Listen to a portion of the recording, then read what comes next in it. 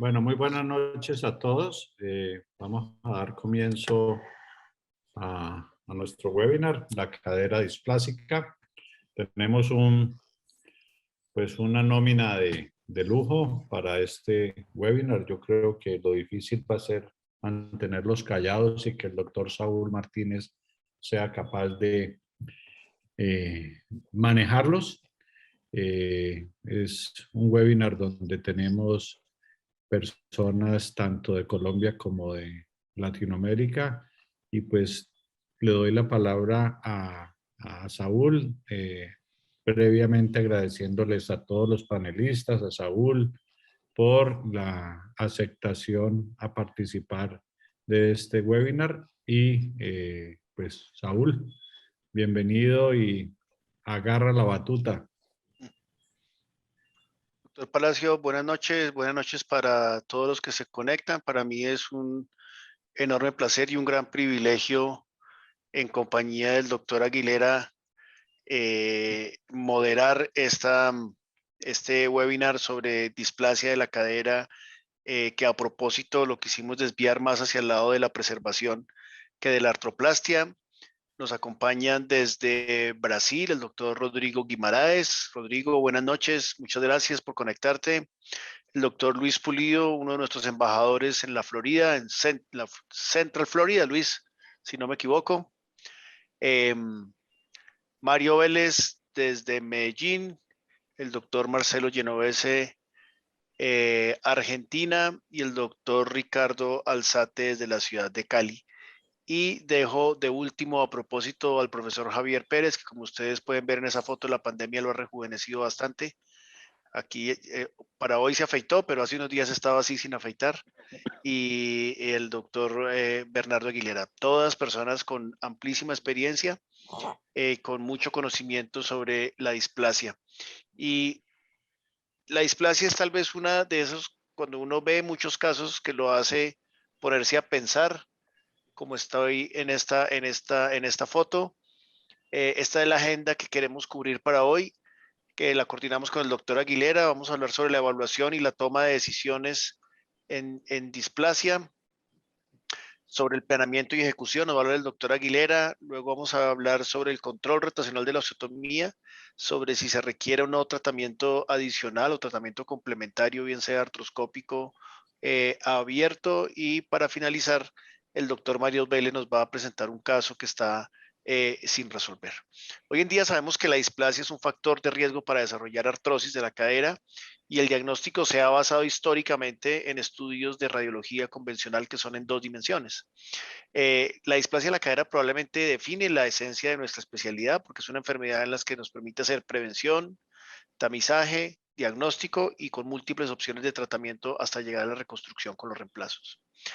La displasia de la cadera es un término y se refiere a la inadecuada alineación entre el acetábulo y la cabeza femoral, secundario a cambios que pueden ser en la forma, en el tamaño o en la orientación.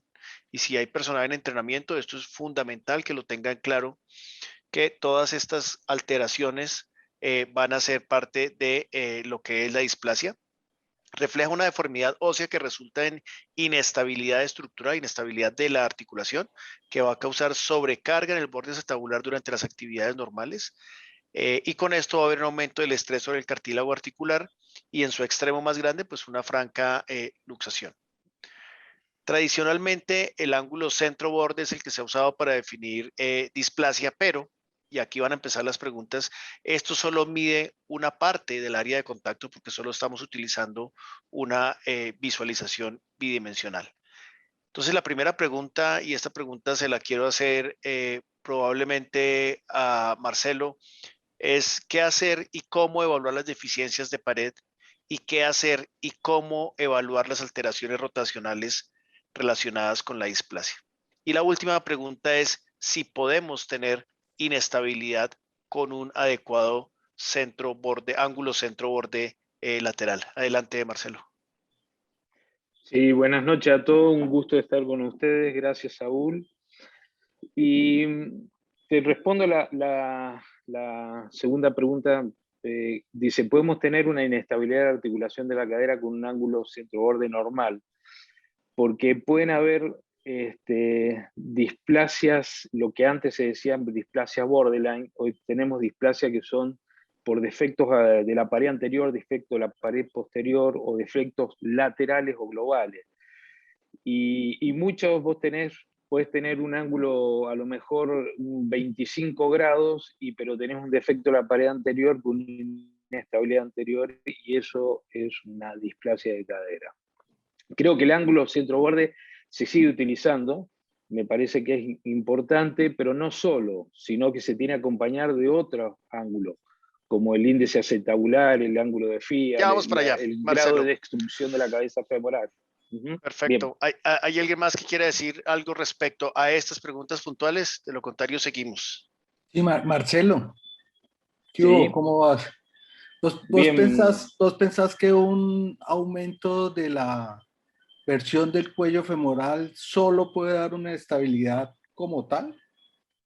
Sí, porque vos fíjate que la cadera o la mecánica de la cadera está dado básicamente por la parte ósea. Tenemos que tener en cuenta la inclinación del techo acetabular, la versión del acetábulo, la versión del fémur y la inclinación del cuello femoral. Todo eso es una dinámica. Aparte de eso le agregás la parte capsular y la parte blanda. Si vos tenés a lo mejor una anteversión más de 40 grados, más de 30 grados, que es lo que se dice, puedes tener una inestabilidad. Y más si tenés una falta de cobertura anterior. Perfecto. ¿Seguimos, Bernie? Sí, hágale. Bueno, aquí quiero ser también que sean muy puntuales y quiero preguntarle esto al doctor Pulido con las buenas noches, Luis. ¿Qué es lo que duele en la displasia? ¿Cómo la examinas? ¿Qué valor le das a la laxitud de las partes blandas? ¿Y cómo es tu evaluación de la inestabilidad? Buenas noches, Luis. Buenas noches a todos. ¿Cómo duele la displasia? Esa pregunta la respondió John Clohisi con un artículo en el journal de JBJS, y principalmente presenta con dolor en la ingle, el 88% de las veces. Dolor lateral se puede presentar y es secundario a la fatiga de los abductores principalmente. La examinación, yo hago el examen viendo al paciente caminar, viendo la progresión del pie, para evaluar malformaciones de rotación del fémur, pues se pueden ver ahí. El examen, el FADIR o el examen de flexión, rotación interna para ver si hay patología del labrum, lo hago frecuentemente. Y el examen de aprehensión de la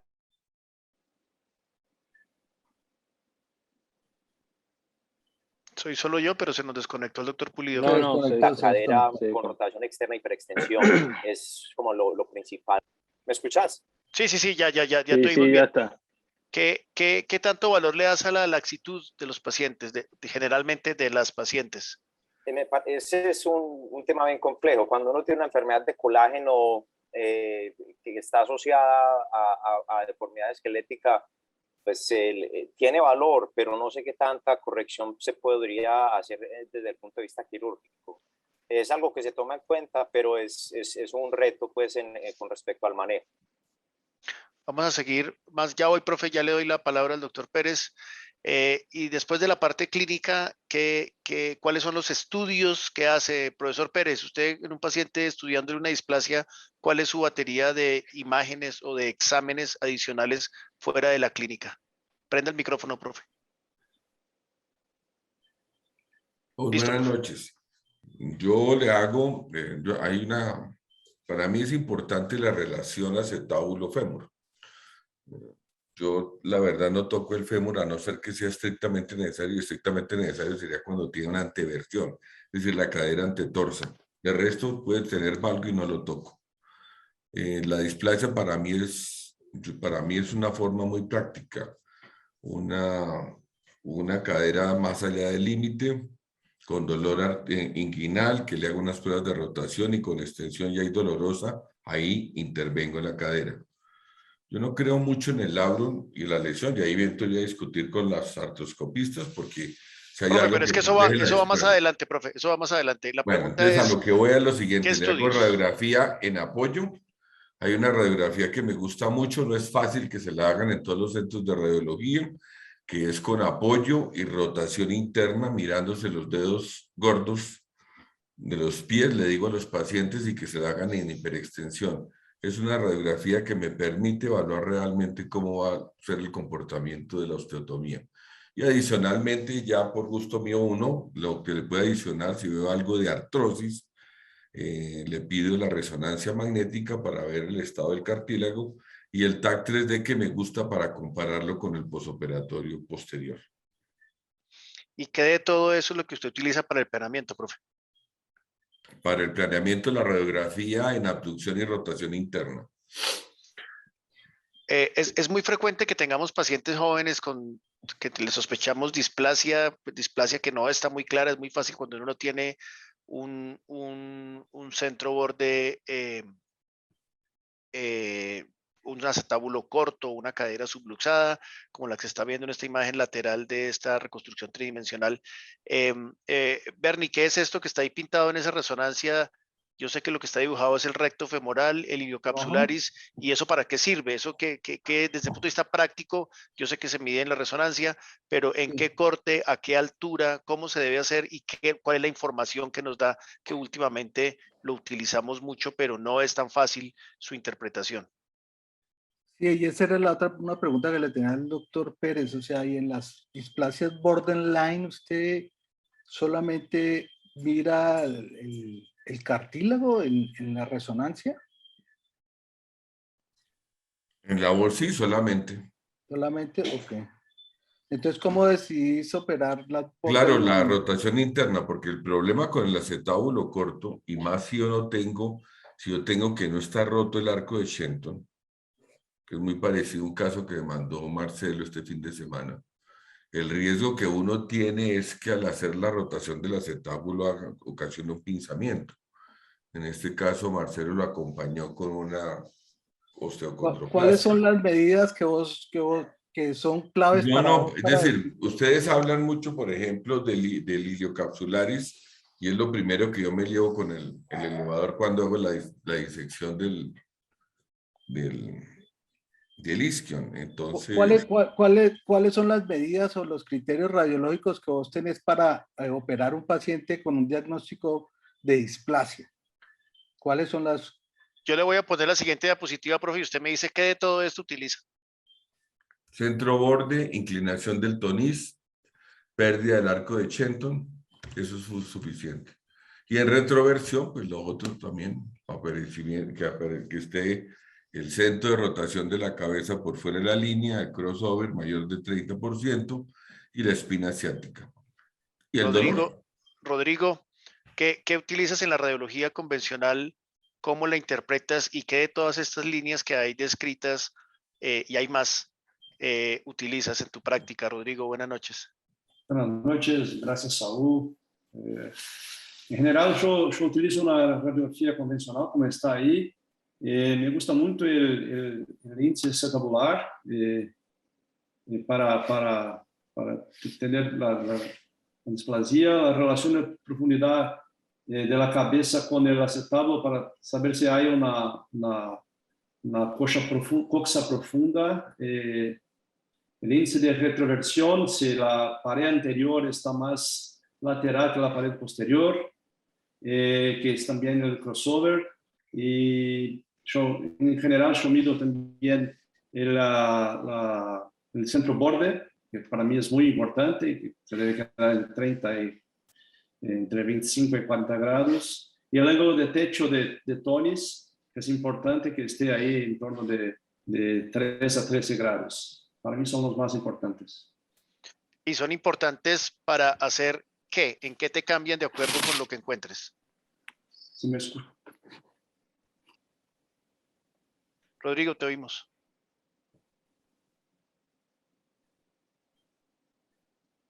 ¿Oíste la pregunta, Rodrigo? Creo que se fue. Se fue. Yo creo que ahí, Saúl, dos cositas. Lo más, por ejemplo, la cabeza, la cadera que está combinada, que hay displasia, pero a la vez hay retroversión. Esa cadera deben hacerse todas las pruebas dinámicas posibles, porque hay que hacer corrección de la displasia y corrección de la retroversión en el mismo acto operatorio. Pero no me han, Javier no me ha contestado vos No, pero ¿qué quieres que te conteste? Tengo un tonis inclinado, tengo una pérdida del arco de Shenton, no, tengo para vos, una... ¿qué es displasia? Porque están hablando Ah, no, eso es displasia. No, yo no estoy hablando de retroversión. ¿qué Estoy es hablando de displasia? displasia que tenga un centro borde disminuido, que tenga una inclinación del tonis Pero disminuido lateral es ¿cuántos menor de grados? 20 grados, ya es 20 displasia. grados. Entre 20 y 25 lo discutimos. Bueno, Ok. yo voy a, Bernie, yo voy para allá y vamos, ¿podemos llegar a un acuerdo con esto? ¿Están de acuerdo con esto que estoy diciendo acá? Las caderas con menos de 20 de centro borde son displásicas claramente. Las caderas con centro borde de más de 25 son normales. Y tenemos un problema muy grande con las caderas entre 20 y 25 grados, que son las caderas limítrofes.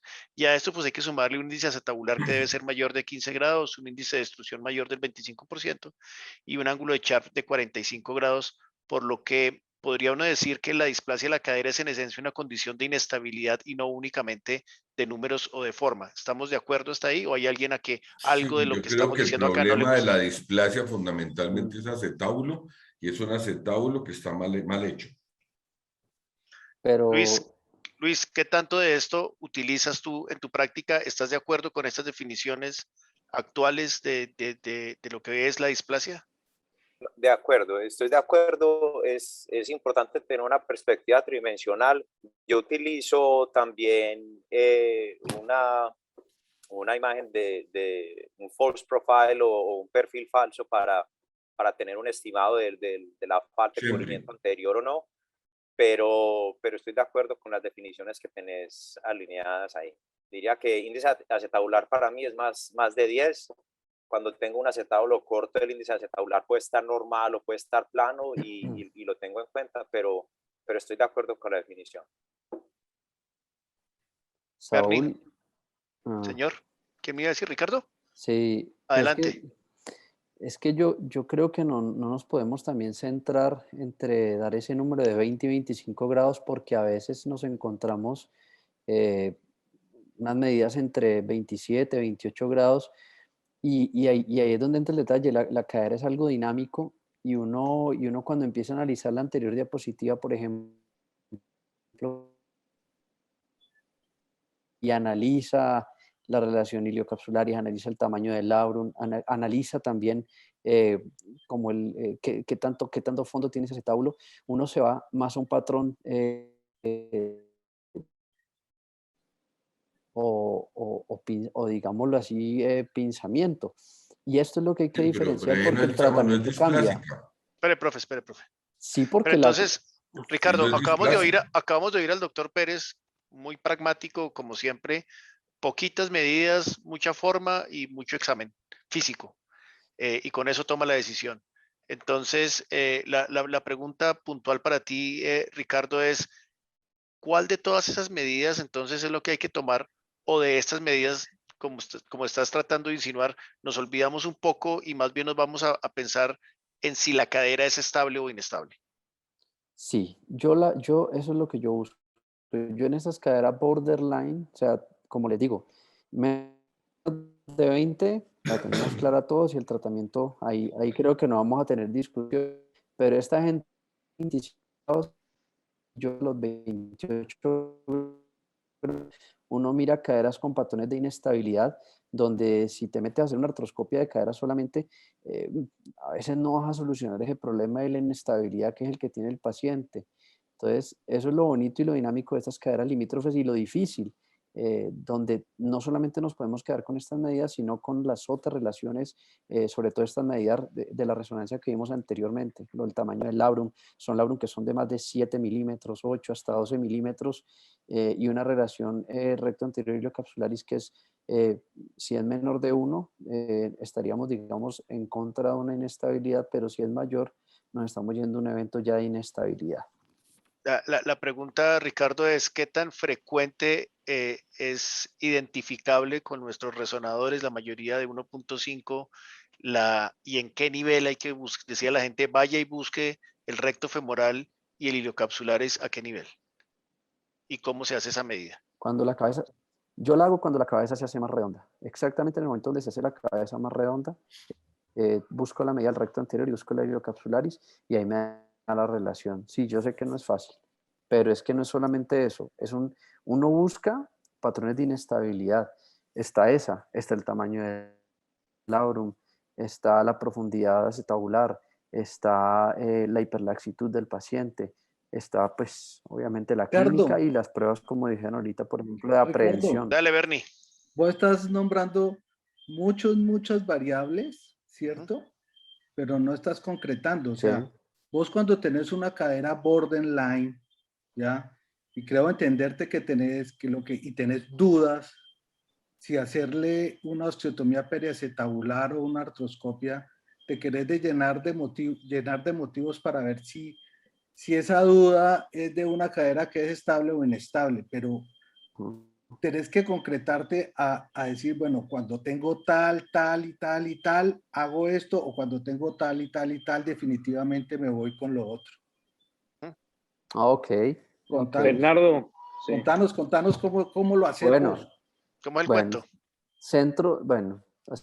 Estamos hablando, ya tengo la cadera limítrofe. Si esta cadera yo enfrento inestabilidad o patrón de pinzamiento. Si tiene un labrum mayor de 7, 8, me voy hacia un patrón de inestabilidad, o sea, una osteotomía periacetabular. Y a esto le sumo la relación recto anterior capsularis, más me voy para ese lado de inestabilidad, o sea que apunta hacia una osteotomía periacetabular y no a una artroscopia de cadera.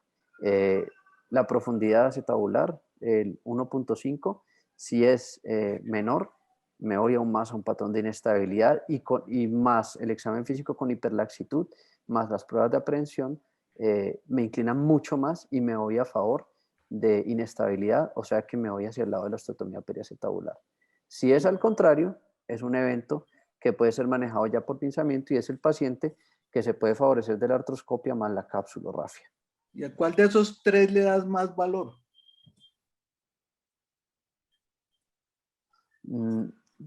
Todos tienen, es la sumatoria de todos. Es la sumatoria de todos, o sea, son casi 7 parámetros y con esos 7 parámetros uno, pues digámoslo así, que el que tenga muchos más parámetros me voy más hacia ese lado que hacia el otro. Y ahí elijo si el paciente es más inestable o patrón de pinzamiento. Siga, maestro. Yo voy a seguir con otro acuerdo, porque ya nos pusimos de acuerdo con esa definición. Y esta es la siguiente frase de acuerdo. La osteotomía periacetabular es el estándar de oro para el tratamiento de la displasia de la cadera sintomática, pero no nos podemos olvidar que hay problemas adentro de la cadera.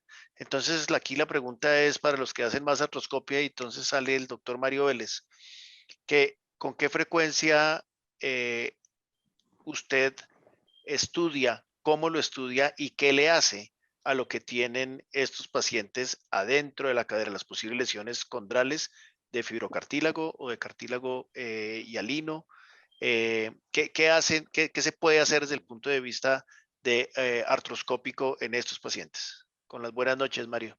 Buenas noches, Saúl, y mil gracias a Julio César y a todos por la invitación. Mira, Saúl, hay una cosa importante y es que la displasia no es una patología ósea solamente, es que muchas veces nos vamos y cogemos las medidas y decimos un ángulo centro-borde, el cuello está anteverso, y si empezamos a mirar, definitivamente hay muchas alteraciones de tejidos blandos que encontramos en esa cadera, y ahí es donde vamos a buscar y vamos a tratar de mejorar ese tipo de problemas de tejidos blandos. Acuérdate que esto empieza, normalmente la cadera empieza simplemente por el exceso de presión, empieza a ser una delaminación del labrum, y ahí es donde empieza a fallar la cadera. La cadera no empieza a fallar por la parte ósea, la cadera empieza a fallar siempre por los tejidos blandos. Entonces, eso es lo que yo primero tengo que buscar. Si puedo reparar esos tejidos blandos, los reparo. Si llega al punto, y esto es en las caderas limítrofes, lo que hemos hablado, caderas pues con índices acetaulares con un índice de centro-borde de menor de 20, yo no, ¿para qué me le va a hacer una artroscopia? Pues eso sería como estar robándole al paciente y a las aseguradoras, porque no justifica, pero esa cadera limítrofe es a la que yo tengo que tener cuidado, y es donde yo tengo que hacer un manejo de tejidos blandos y tengo que estudiar muy bien los tejidos blandos para poder llegar a ese tipo de tratamiento. Si yo me enfoco solamente en la parte ósea, posiblemente voy a tener un fracaso y ahí es donde vamos a ver ahorita lo que les digo, porque no es fácil, este punto no es fácil. Entonces, en conclusión, siempre evalúo los tejidos blandos en esas caderas limítrofes, empiezo por la parte del labrum y toda la unión condrolabral para determinar qué puedo hacer con ese paciente. ¿Quién no está de acuerdo con Mario?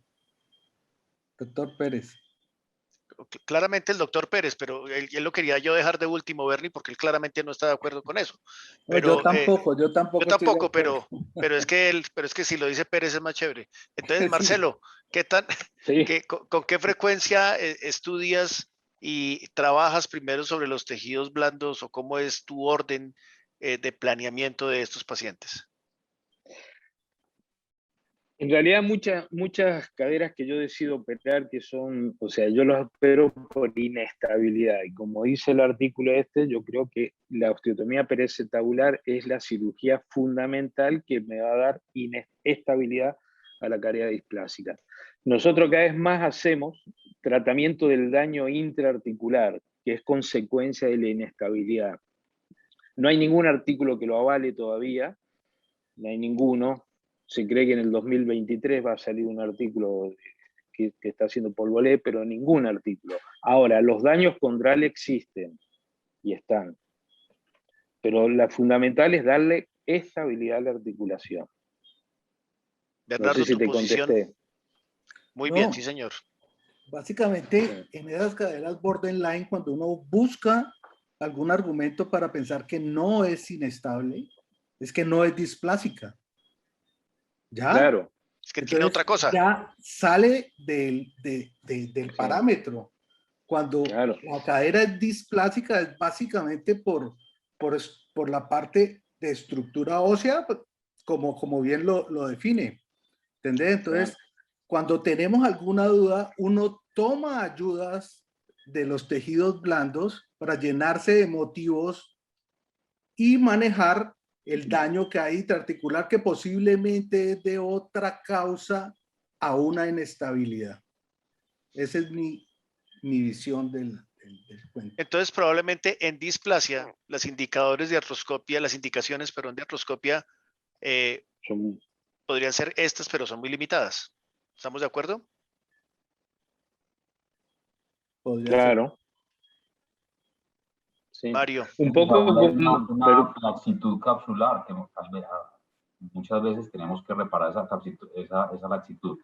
Yo no quiero que queden con la idea de que la displasia es solamente tejidos blandos. Lo que pasa es que el primer paso de la displasia, los primeros síntomas siempre empiezan por los síntomas de los tejidos blandos, por los problemas de tejidos blandos. El estrés mecánico que se hace sobre la parte ósea pues no secundario, es posterior a este tipo de daños. O sea que esta tercera indicación te gusta, Mario, y a mí también.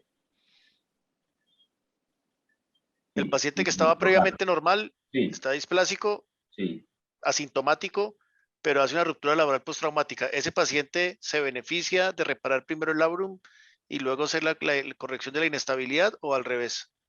Yo pienso que beneficia mucho de reparar el labrum. ¿Qué opina, doctor Pérez? ¿Se nos desconectó? Se enojó. Conecta el micrófono, Javier. Yo soy, en ese sentido, pues yo tengo unas cosas pues muy claras en mi cabeza. Y ustedes saben que yo opero mínimo 50, 60 osteotomías por año. Y las cosas claras es que la displasia menor de 20, inclinación del toniz, va con PAO. Sí. Y no hay nada. Es decir, si hay alguna cosa residual, llamo a Noce y le digo, o a Saúl, y le digo, mire, creo que tiene esto y esto, pero posterior. Inclusive no la toco intraoperatoriamente. Para lo único que yo le hago es cuando voy a hacer un PAO porque hay un combinado y hay una retroversión y aparte de eso tiene un campo. Abro la cápsula y lo hago abierto por el mismo vía de abordaje. Pero de resto no toco para nada la cápsula y así he vivido y este año cumplimos 25 años de la técnica que fue publicada hace 25 años.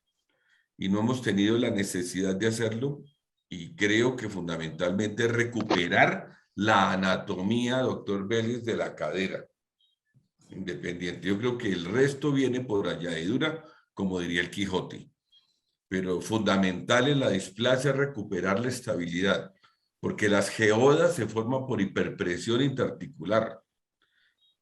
Los quistes que vemos en el acetábulo y que nos sobresalen así son por hiperpresión articular, o sea que yo no voy a reparar un labrum que voy a tener todavía con la lesión existente ósea. Entonces, creo yo fundamentalmente, primero estabilicemos la cadera desde el punto de vista anatómico y tiempo para hacer todo lo que se quiera por cirugía artroscópica lo puede haber.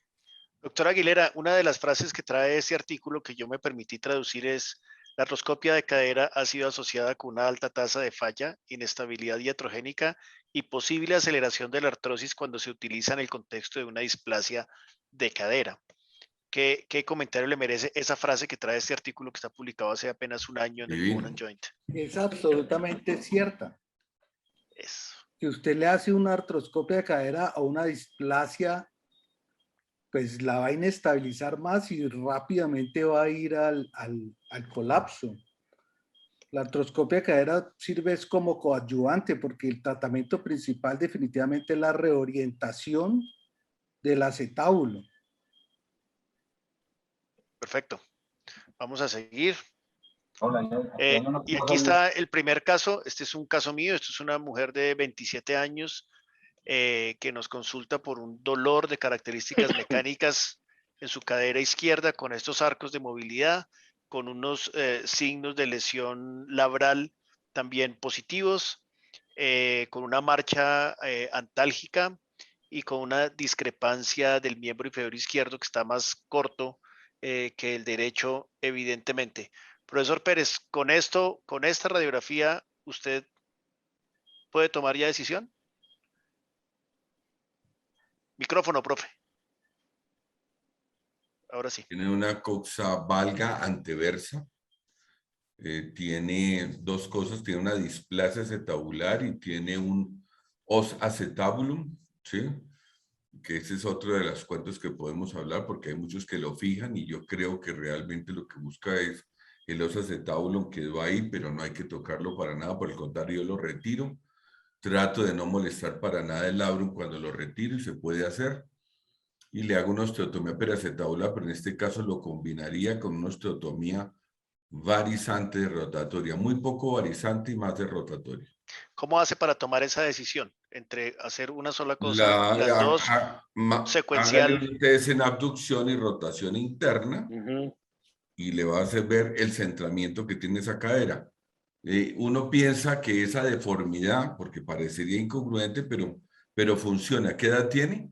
27, profe. ¿Y cuál es la medida del CE y del tonis?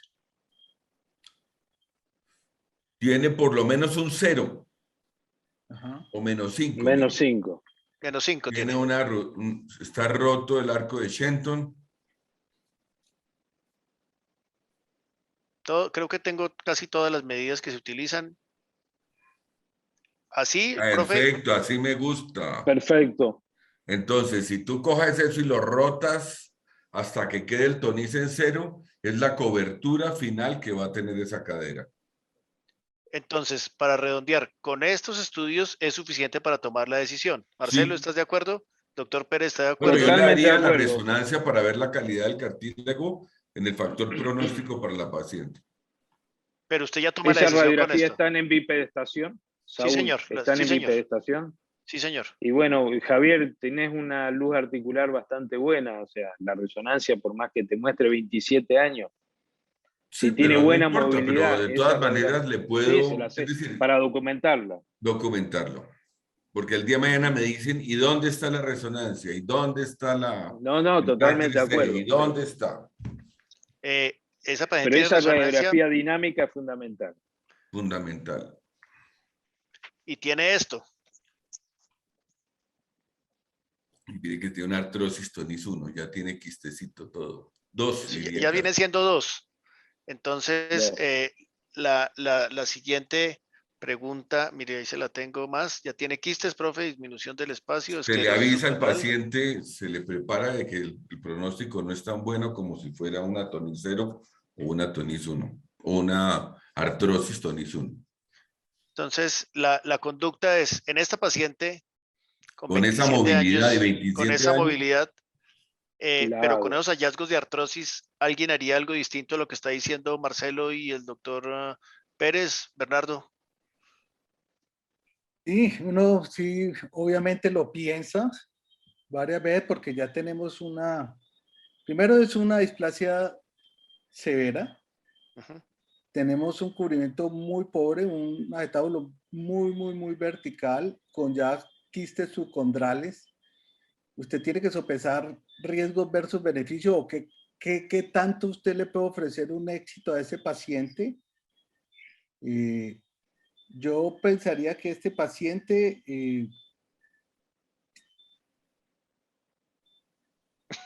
yo le Difícil, ¿no? ofrecería, es que no es un caso difícil, fácil, ¿entendés? Por la Sí, edad, no. por el espacio articular, como decía Marcelo, ¿cierto? Bernardo, ¿le harías en este caso una artroscopía exploratoria? ¿Mirarías la articulación con una capsulotomía mínima para ver cómo está el No me cartílago? no me va a dar ninguna información ni me va a ayudar a la decisión. Aquí Sí. mi decisión es si le pongo una prótesis o hago una osteotomía. Eso sí es absolutamente claro. ¿Ya? Lo de la clínica Mayo tiene un trabajo que hablan de eso, ¿no?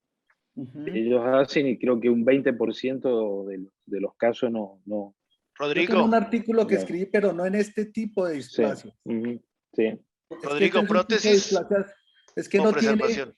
menos de 15 grados, es el pronóstico aún sin quistes subcondrales es diferente.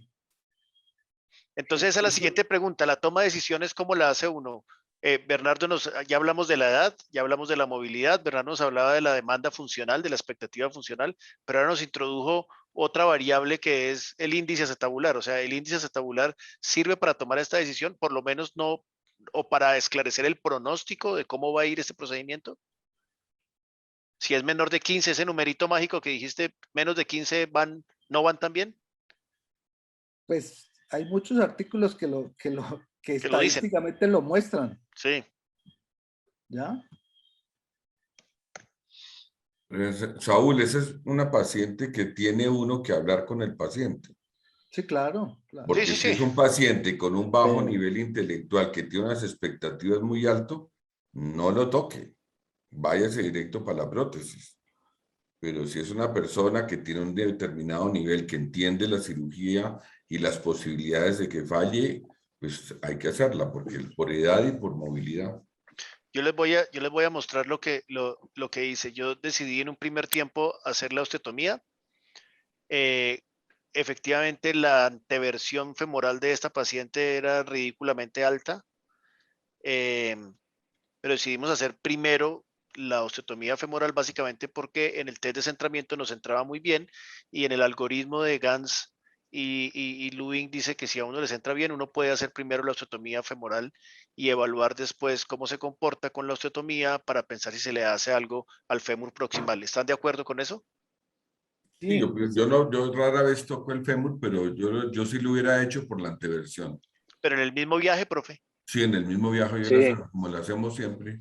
Pero eso está en contra de lo que dice el algoritmo. No, el algoritmo dice que primero toque el fémur y después el acetábulo. No, profe. Primero el acetábulo. Ah, no, el 20, el 10%, que de acuerdo a como le vaya, le hace, pero Sí. ni siquiera llega hace el 10%. ¿A cuánto bajaste el Tony, Saúl? Ya se lo muestro. Eso está como en 10 grados. Sí. Aquí está medido. 16.56 subió. Estaba en menos 5. ¿Y el dolor? Véalo ahí. 0. Un El paciente centro borde izquierdo quedó en 22, el centro borde 17 y el tonis 16. Pero el Chenton sigue roto. Sí. Luis, Sí, ¿qué no, nunca le hacemos? va a corregir el chento si no ¿Qué le hacemos con corrige la este caso, anteversión. Luis? Claro.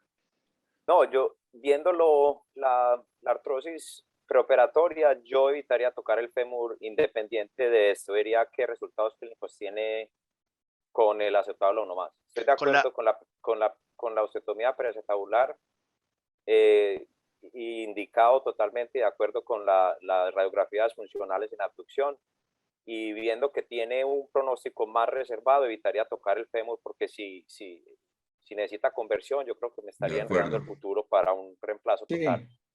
Con el tema de la predictibilidad de los procedimientos en los Estados Unidos, ¿alguien diría a esta paciente con esta artrosis Tonis 2, reemplazo de entrada? No, yo creo que es lo que dijo el doctor Pérez, es conversar con el paciente. La edad para mí tiene un factor importante, los obesos pues también es algo pues que evitaría hacer una osteotomía y me iría más por el reemplazo, pero si las expectativas son razonables y es un paciente que va a cumplir con lo que se espera, pues a los 28 años con ese tonis yo le haría la osteotomía, y es lo que haría la mayoría de los compañeros que conozco que hacen esta cirugía. Perfecto. Bernie, ¿ibas a decir algo? No, que me parece muy sabia esa posición, ¿entendés? O sea, hacerlo es una de las dos alternativas, pero con el pronóstico, con la posibilidad, mira todo lo que lo moviste, no sé, como mucho. 2 o 3 centímetros hacia arriba, la gota de lágrimas se medializó y se la movió grandísimo, y a duras penas alcanzaste algo aceptable. El fémur yo no lo tocaría, ¿cierto? Porque voy a tener una alta probabilidad de hacer algo más adelante. Lo que le estoy dando es tiempo, y eso a mí me parece absolutamente válido para este paciente. Bueno, estas son con las medidas, lo que se logró, la corrección, el centramiento con la osteotomía, que como lo ven es bastante bueno, pero le da uno ganas con esto de hacerle algo al fémur. Este es el control de la paciente ya casi año y medio después, sigue sin dolor. Obviamente sigue el chento, ya aquí ya está consolidado, no cojea, no nada. Este es las otras proyecciones, y esta es la paciente, y ella es muy clara en decir, yo no quiero que me haga más cirugía. Perfecto. Y yo le digo, me parece perfecto, mijita, te quedaste así. Es decir, yo tampoco. Yo tampoco, sí. Saúl, yo tampoco. Interesante cómo el os acetabulum parece consolidado. Sería bueno tener un TAC 3D para mirar cómo está la conformación tridimensional de esa cadera, porque es como si se hubiera remodelado. Muy bonito.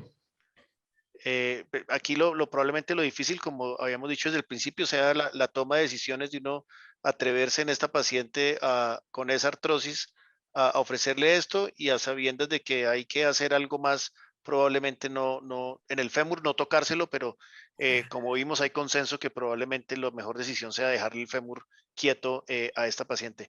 Bernie, voy a dejar de compartir y sigues tú.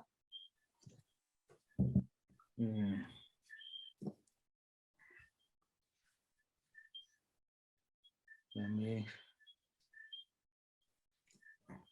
2 segundos. Voy a abrir aquí la pregunta. Aquí hay unas preguntas, vamos a ir contestándolas mientras el doctor Aguilera se puede conectar. Hay una pregunta que dice del doctor Torres: ¿cuánto se adelantan los hallazgos radiográficos a los síntomas de inestabilidad o artrosis? Verbigracia, inclinación de la ceja de Pauwels en proyección AP y falsa lateral. ¿Alguien quiere contestar eso? Es como de la correlación clínica entre los hallazgos radiográficos y los hallazgos clínicos, que generalmente mi posición es que casi nunca hay correlación. Pero ¿alguien tiene alguna posición, una respuesta para esto? De acuerdo. Y la otra pregunta, perdón, primero la clínica, sí, de acuerdo. Sí. Hay una pregunta del doctor Sánchez Otamendi: ¿qué tanto valor le damos al ángulo centro-borde anterior en la proyección de falso perfil? Luis creo que nos había hablado de eso. Básicamente creo es para la dirección de la corrección. Luis, ¿tú qué opinas? No, es para la consideración cuando en el momento de la corrección, correcto. Y le doy valor. Sé que no es un valor perfecto, sé que la inclinación pélvica va a afectar el valor radiográfico, pero es una radiografía funcional y la tomo en cuenta en el momento de determinar si voy a hacer la osteotomía, y la tomo en cuenta en el momento de la corrección. Cuando hago la osteotomía la radiografía que uno toma en 65 grados es algo similar al false profile, entonces para mí sí tiene valor, bastante valor en mi práctica. Y el doctor Sánchez hace otra pregunta y es ¿cómo medimos la versión femoral? Me imagino que dice si la hacemos únicamente clínica o si a todos los pacientes le hacemos TAC. Doctor Pérez. La versión femoral yo creo que Sí, es señor. fundamental. Sí, es decir, uno debe sospecharlo porque no todos los valgos hay que corregirlo. Yo corrijo fundamentalmente cuando está anteversa. Y uno de los métodos pues ideal ahí es el TAC. ¿Alguien más? Pues el Rodrigo. que acaba de corroborarme, de darme mi argumento. Sí, señor. Rodrigo, ¿TAC o Sí. clínica? La anteversión femoral. Ambos. Sí, sí, ambos, pero yo en general hago el TAC para tener ahí registrado cuál es la anteversión femoral. Alzate, hay una pregunta aquí muy interesante, me parece muy buena esta pregunta. ¿Existe la inestabilidad radiográfica sin inestabilidad clínica en displasia de cadera? Y en aquellas chicas que son muy laxas, puede existir. Cuando vos las sedás para hacer algo y son muy inestables. Y clínicamente vos no te das cuenta. Y que está sin dolor. Y que la radiografía sí está inestable. Que la radiografía muestra. Yo creo que no, sí. tal vez es al revés. Es al revés, sí. Más la clínica que la... Yo creo que es al revés, Marcelo. Sí. No, es decir, uno ve pacientes... Espere, profe, Bernie. ¿Existe la inestabilidad radiográfica sin inestabilidad clínica en displasia, Bernardo? Difícilmente. Es muy difícil, sí. Difícilmente, si pero uno ve sí, son sí asintomáticos. al revés es con una radiología normal. Tener pacientes puede haber clínicamente inestabilidad. inestables. Eso que sí. era lo que decía Vélez. Entonces ahí sí uno tiene que manejar los tejidos blandos, pero eso no es displasia. No es displasia. Eso es otra cosa. Y esa es la siguiente pregunta, y es, ¿cómo manejamos el pinzamiento de una cadera displásica corregida con osteotomía?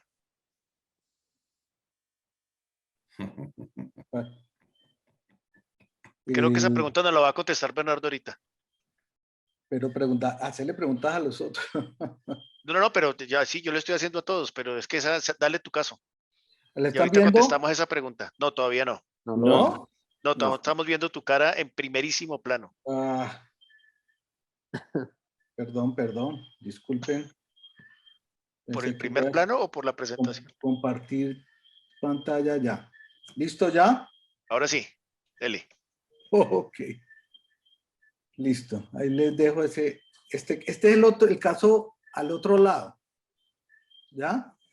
Es una paciente mujer, 42 años,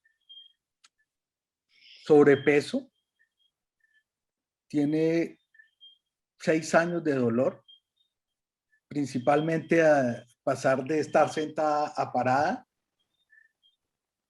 Puede caminar distancias medianas y en su peor momento el dolor es 10/10 y cuando la vimos era el dolor 6/10.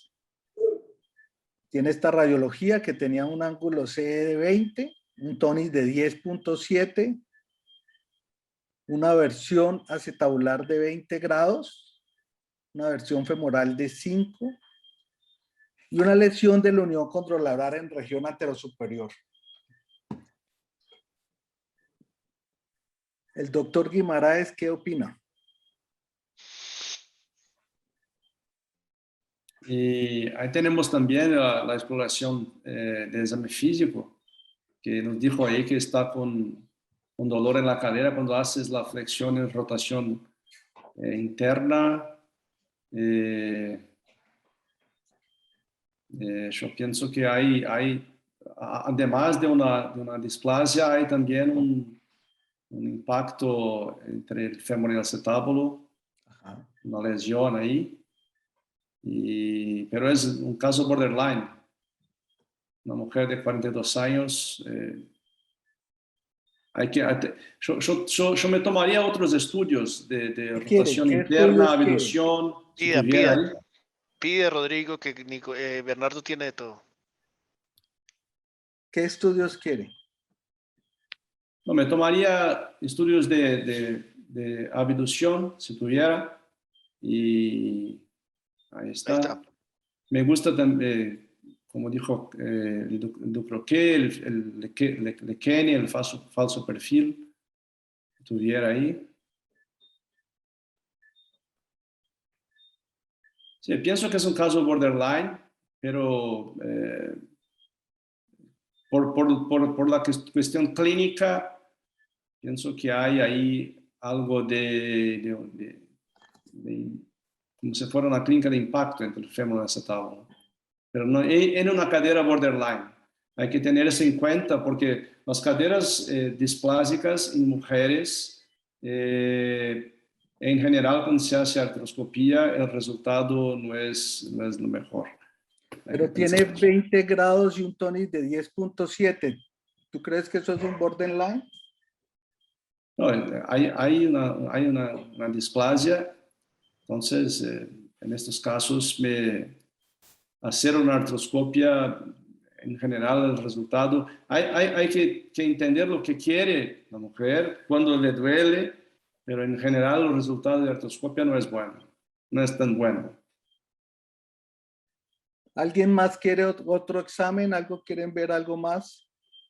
Parece el Tony que fuera mayor de 10 puntos. Yo la veo demasiado a la ceja, ¿no? Yo también pensaba que era más, pero pues un tonus de 11 grados es bastante aceptable. Sí, bastante aceptable. Bastante. Tiene roto el arco de Shenton, tiene un tonus y tiene un centro borde bien. Lo que pasa es que la obesidad es un mal claramente. pronóstico para cualquiera de las No es borderline, es displasia. Ok. ¿Alguien más quiere tener algún otro estudio? Y solo para llamar la atención, la extrusión de la cabeza debe ser por más de 20%. Sí. Entonces... No está en la resonancia. Claro.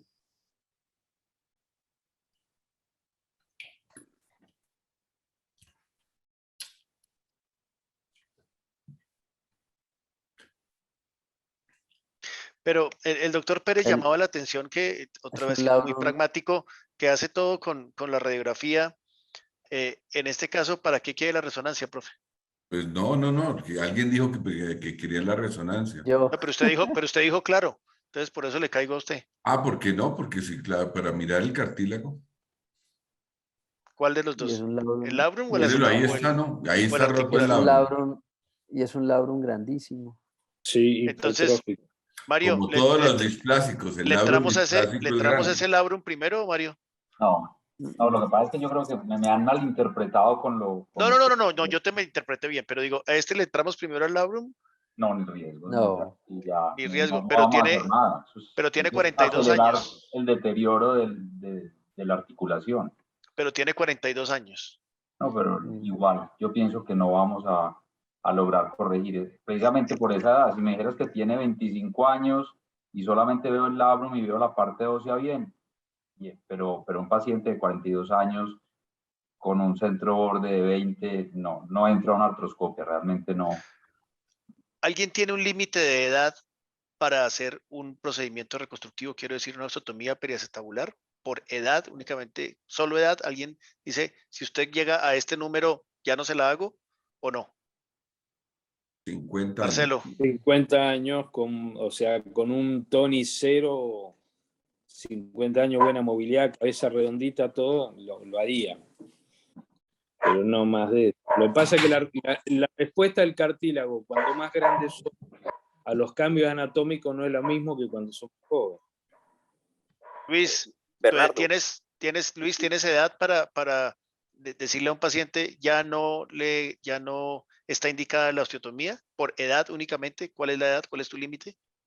Cuando son mayores de 40 ya empiezo a ver otros factores que van a afectar el resultado de la osteotomía y sí. Soy más fuerte o recomendaría más un reemplazo. En este paciente yo con las radiografías iniciales, viendo el cuello cortico, viendo que tiene un componente también, me pareció que tenía un componente como, parecía pues en la P como de retroversión. Es un paciente que con las radiografías y 42 años y sobrepeso, hasta ahí llegó mi evaluación. El comentario sería que bajara de peso y cuando le doliera lo suficiente, reemplazo. Ok, entonces 40 es tu límite, Marcelo, 50. Profe, ¿cuál ha sido el paciente más viejo que usted ha operado de reemplazo, doctor Pérez? Perdón, de osteotomía, perdón. Hay una paciente que se presenté la semana pasada, se operó con 51 años, ahorita tiene 75 y no requirió reemplazo. Es decir, ahí lo tengo a la mano cuando se lo quieren ver. Bernardo, ¿tú tienes algún límite de edad para indicar una osteotomía?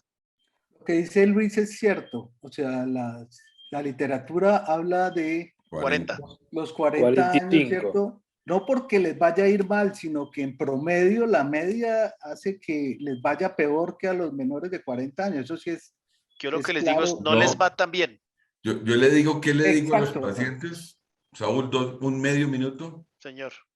Le digo, ideal paciente, 20 años, movilidad completa, sin artrosis, delgada.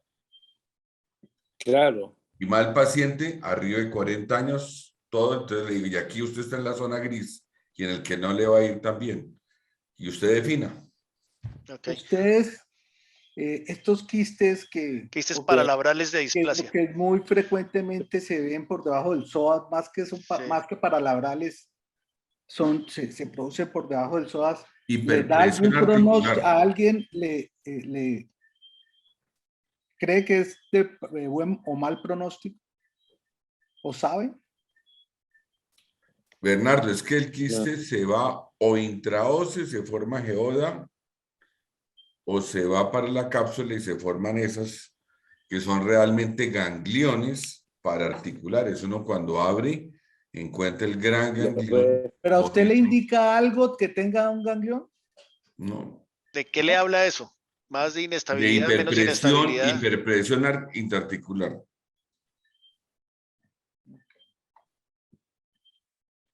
Bueno, para todos es conocido que yo siempre, al igual que en las rodillas, cuando van a hacer osteotomías valguizantes, primero se le hace artroscopia, reparan todo lo que está en la parte intraarticular y luego hacen la osteotomía. Y yo, básicamente, por conducta y más cuando tengo este tipo de pacientes, que son evidentes los daños estructurales intraarticulares, hago una artroscopia previa a la osteotomía y la osteotomía la hago en el mismo tiempo quirúrgico. Entonces, básicamente lo que se encontró en este paciente es este gran desprendimiento del laurum, el quiste que ya se veía en la resonancia, ¿ya? Perdón. Ahí está mejor. Okay. ¿Listo?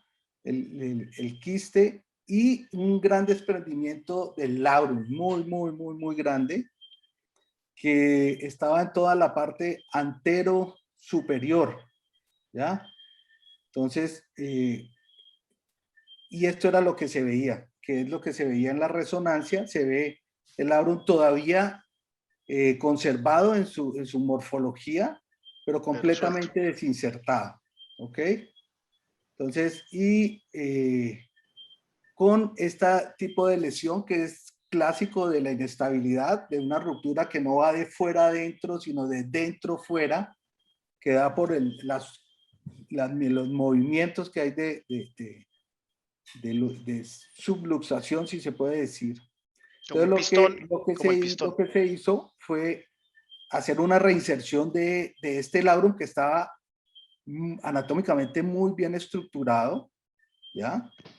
Lo hicimos con una sutura alrededor del laurum. No lo hicimos a través del laurum, sino alrededor del laurum, para tratar de fijarlo y poder darle rotación y adosarlo al borde que ya lo habíamos hecho cruento. Esta es la primera sutura que ya daba el espacio. Este es el segundo anclaje. Y este es Ya van 3. El tercer anclaje. Ujú. ¿Listo? Más o menos, obviamente todas estas, o un porcentaje muy alto de estas displasias tienen roto el ligamento redondo que hacen efecto de un cuerpo extraño, se limpió y básicamente así quedó la estructura del borde acetabular. Y luego pues soltamos y comenzamos a comprobar el sello del labrum. Evaluamos la parte de la cabeza y del cuello femoral, ¿cierto? Que aunque ya teníamos evidenciado desde antes en la parte radiológica que no teníamos un defecto tipo CAM, pues lo revisamos de todas maneras.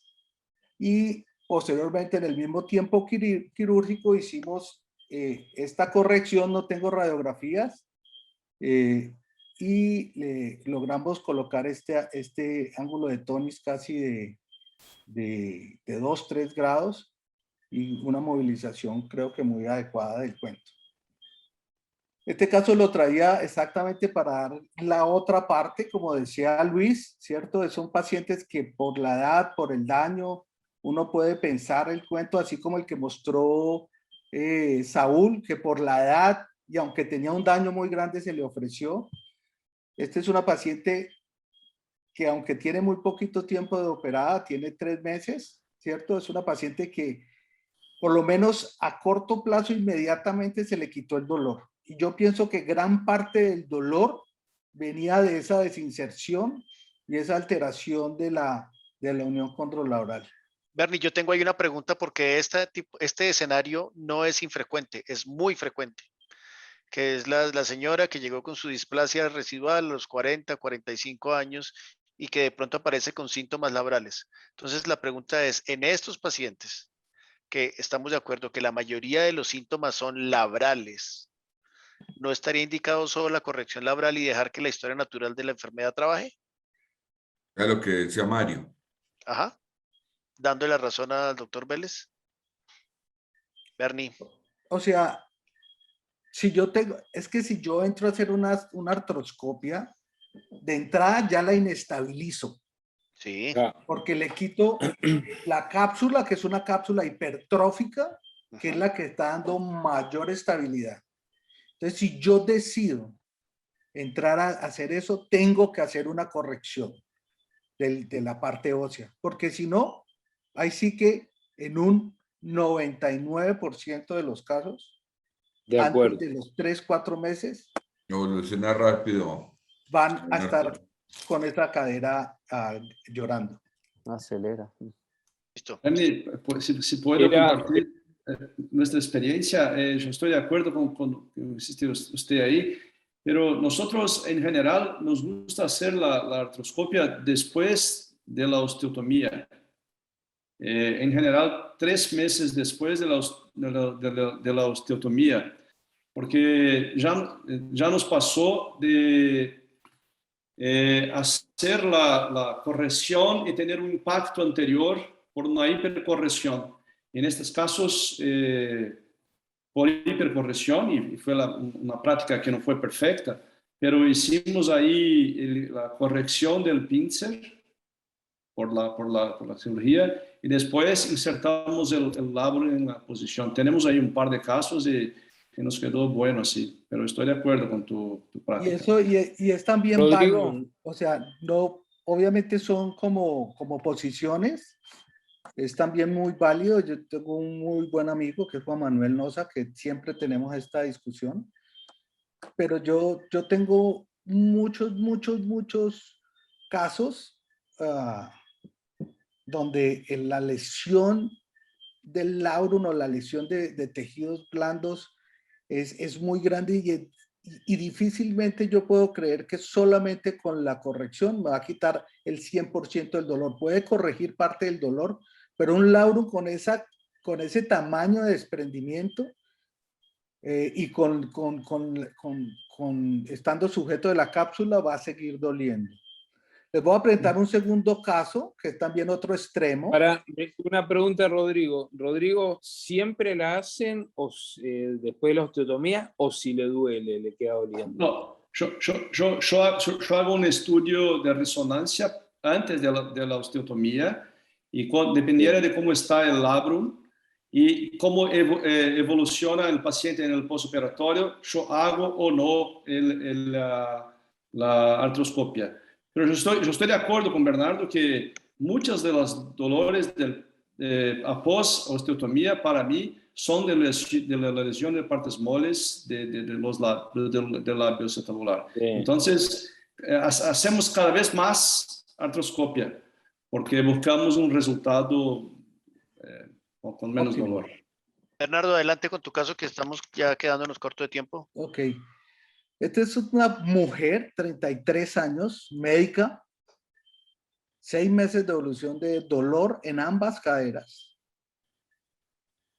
tanto en la parte anterior como en la parte posterior, principalmente al levantarse de la cama y al levantarse. Bernardo, no se está viendo la presentación. Sí, hay que Estás compartir compartiendo. pantalla. No está viendo la... que mucha... La pendejada nos opera. Ok. Aquí no se le discute nada a nadie. ¿Ahí ya están viendo? Sí, señor. Ok. Sí. Listo, mujer, 33 años, médica, 6 meses de evolución, dolor tanto en la parte anterior como en la parte posterior, principalmente cuando se levanta después de estar sentada. No hay síntomas neurológicos y ya los analgésicos no le hacían como mucho efecto. Como antecedente importante, un liposarcoma en el muslo derecho y cirugías estéticas. Y presentaba esta radiografía. ¿Qué opinan ustedes? A mí lo que más me llama la atención es el espacio isquiofemoral de verdad, pues a pesar de que está ahí escrito, pero es lo que más llama la atención de esta paciente. Sí.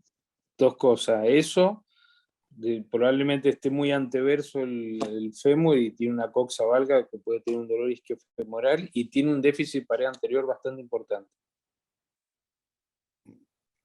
Ahí está claro el pinzamiento isquiofemoral porque observen el isquio. ¿Qué le harían a esta niña? ¿Cuánto tiene anteversión del cuello? Ya le digo.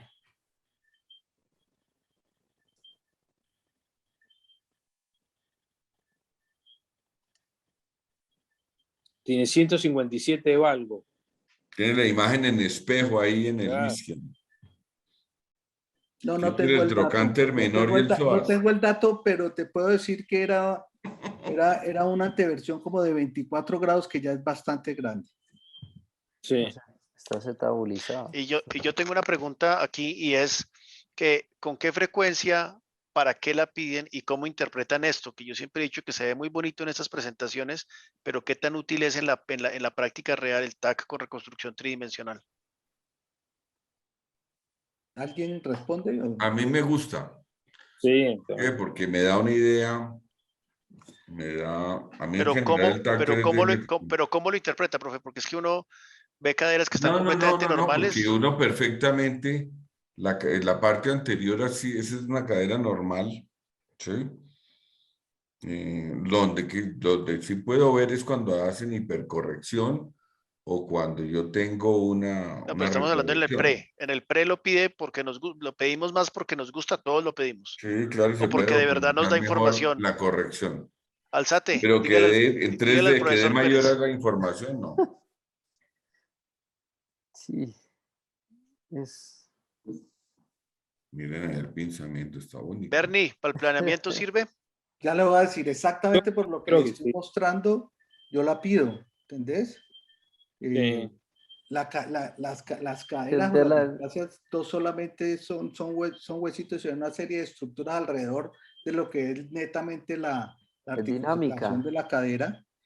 Está la espina ilíaca anterior inferior, que es muy importante, sobre todo porque cuando vamos a hacer una corrección de una displasia que generalmente tiene una pobre cobertura anterior, ¿cierto? Pero tengo una espina muy prominente, ¿cierto? Tengo que tenerla en cuenta para en el momento de hacer la corrección o cuando tengo el abordaje mejorarlo, ¿cierto? Porque ya está ahí de papayita. Lo que vos decís, cómo está la parte posterior, cómo está el espacio isquiofemoral, que para mí es supremamente importante, y me da de una manera macroscópica cómo es el descubrimiento anterior y lateral, ¿ya? Para que en el momento de hacer mi corrección, ¿ya? Estando en cirugía, que en cirugía lo hace uno más por planeamiento que lo que realmente uno ve, el tipo de corrección que hace, le da a uno como la parte espacial para hacer la corrección. Por eso lo pido yo, ¿ya? Dale, dale. Esta paciente tenía un FADIR de 3, 4 cruces, o sea, le dolía la cadera. Sí. Ahí está el pinzamiento posterior Sí, de la y ceja. tenía un signo de pasos largos positivo, o sea, tenía un pinzamiento isquiofemoral. Isquiofemoral. En esta paciente que tiene 20 grados, 11 grados de tonis, ¿qué le hacen?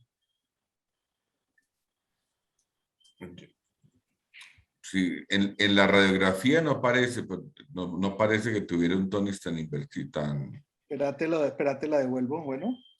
y tiene un centro borde bien, sí, de pronto sí tiene un 15 grados, pero Sí, sí tiene. el centro borde es suficiente, yo lo pondría más límite, no tiene ruptura del arco de Shenton, El centro tiene borde, buena pared posterior, yo creo que el tema es femoral centro fundamentalmente. borde siendo muy Generosos. generoso, da 20. Sí. Yo no sé, pero aquí a ojo, a mi ojo da por ahí 15 o menos. O menos, pues. Sí. Entonces, Y parece que usted... Luis Pulido, ¿qué le haría vos? No, eso está bien controversial. Yo, pues, la apreciación con las imágenes que han mostrado, me parece que el problema es más femoral que acetabular. La pregunta es si haciendo solo el fémur, digamos, con una osteotomía, una luxación controlada de Gans y al mismo tiempo corregir el varo y la anteversión, ¿es suficiente o se lleva el viajado de esa cirugía más la osteotomía peracetabular? Duro, no tengo una respuesta clara. Yo creo que viendo las imágenes que me mandaste y viendo el problema que tiene, me iría más con la corrección femoral, siendo una excepción pues a la regla o no siendo tan frecuente pues este problema. Marcelo.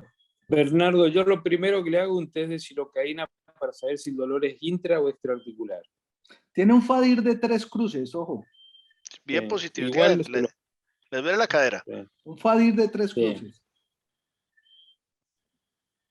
Sí, yo haría, le haría todo. O sea, corregir la cabeza y corregir la parte del fémur. Yo creo que tiene las dos ¿Y cosas. en el fémur qué le haces? Y una osteotomía rotadora, fundamentalmente. Guimaraes. Yo lo haría todo también. Yo haría la parte acetabular, pero la parte femoral lo haría por artroscopia. Por mi artroscopia. ¿Qué le haría la parte femoral? Porque, se no me engano, hay un 57 de ángulo alfa, ¿es eso? Sí. Y 60, 61. Yo cogería este ángulo alfa y lo haría la parte acetabular. ¿Y el pinzamiento isquiofemoral? Nada. Pues hacerle la osteoplastia al trocánter menor. Me gustaría ver me gustaría ver un rayo X con rotación interna de los miembros inferiores. Me pareció que tiene una rotación externa y si tuviera un pelvis frente con rotación interna de los miembros inferiores, tal vez abordaje. Es que tiene dos problemas, ¿no? Tiene el problema interarticular de la inestabilidad, que lo van a corregir con osteotomía arriba para mejorar la inestabilidad, pero tiene también el dolor extraarticular sobre el pinzamiento. Es claro los signos y la clínica del pinzamiento. Bueno, Bernie, muéstranos qué hiciste, porque este caso está complejo. Avancemos. Osteoplastia del trocánter menor.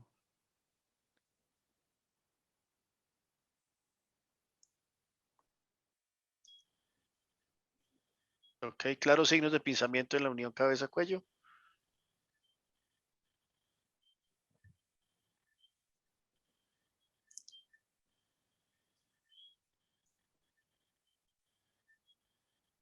No mayor cosa, ¿no? No. Bueno, entonces, yo decidí manejar el pinzamiento isquiofemoral, ¿ya?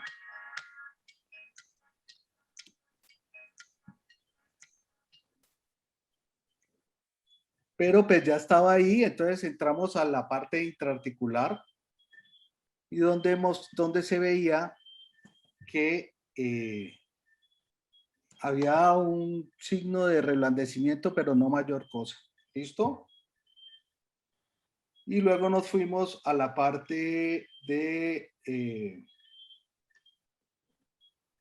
están escuchando? Sí, sí, sí. Okay. Sí. Nos fuimos a la parte posterior. Yo siempre me ubico, en este caso, con el nervio ciático. Si ustedes ven, se ve en el vaso vasorum, no, ningún signo de compresión, pero lo tengo que tener en vista cuando voy a llegar al trocánter menor, ¿cierto? Porque para estar alertas en el cuento. Entonces uno busca el cuadrado femoral, hace una ventana en el cuadrado femoral para localizar el trocánter menor. Y una vez localizado ese trocánter menor, lo delimitamos bien y comenzamos a hacer una resección del trocánter menor. Siempre la osteoplastia del trocánter menor por este abordaje, Bernardo, no por el portal anterior. Siempre lo hago por este abordaje por una sencilla razón. En un trabajo que yo tengo publicado, más o menos el 70% de estos pacientes tiene también algún tipo de compromiso del bridas o algo así. Del nervio ciático. Exactamente. Y posteriormente hicimos una corrección periacetabular. Este es básicamente la corrección. El tonis quedó casi neutro, ¿cierto? De pronto se me fue un poquito aquí en la columna posterior, hizo una pequeña astilla. Un cariñito. Un cariñito. Sin embargo, esta paciente, tuvo una evolución bastante buena. Este es el paciente a los 15 días. Y esta paciente se le quitó 100% el dolor que tenía. Pero Bernardo, yo no comprendí. ¿Y usted abordó el impacto anterior del cabeza-cuello? No, no le hice nada. No le hice nada porque si tú viste la parte interarticular, no tenía ni roto la unión condrolabral, ¿ya? No tenía alteraciones del labro, ¿cierto? Y tenía un reblandecimiento del cartílago, que era un signo de la carpeta también que se veía que era de dentro hacia afuera, o sea, como si fuera algo que estuviera comenzando por inestabilidad. Luego no toqué el cuello y hice la osteotomía periacetabular. Ahora, si la paciente me hubiera llegado al control con esa camiseta puesta, probablemente no la toco. Bernardo, ¿pierden mucha fuerza en el psoas o no? Sí, mírala. Sí, se pierde.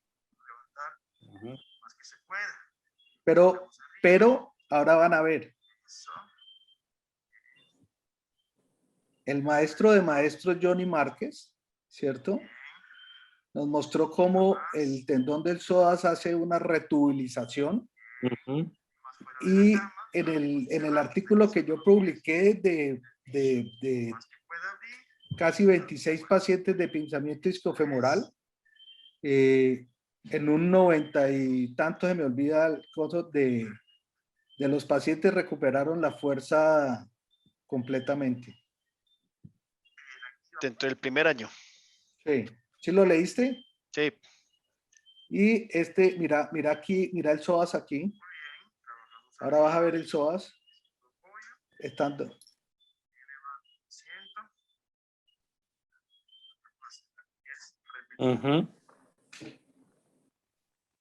¿El que hable la conciencia de Bernardo o es el entrenador de la niña? Espérate a ver que...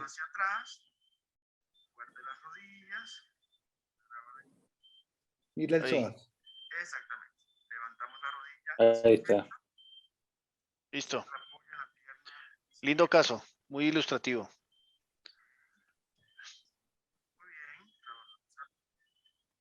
Listo. Preguntas. Bueno, vamos a seguir con la agenda como la teníamos, si no hay más preguntas. Y esto es algo que todos los que hemos hecho alguna vez GANS tenemos que hacer un mea culpa. Esta es una paciente de 29 años con dolor, un dolor bastante claro de su cadera izquierda, a la cual se indicó una osteotomía periacetabular, hizo una lesión del nervio femorocutáneo y la evolución no fue buena de dolor. Este es el centro borde 16, el tonis 22. Valga, como las hemos visto todas, el estudio completo y este fue el resultado postoperatorio. Comentarios. Luis, ¿qué te parece este resultado?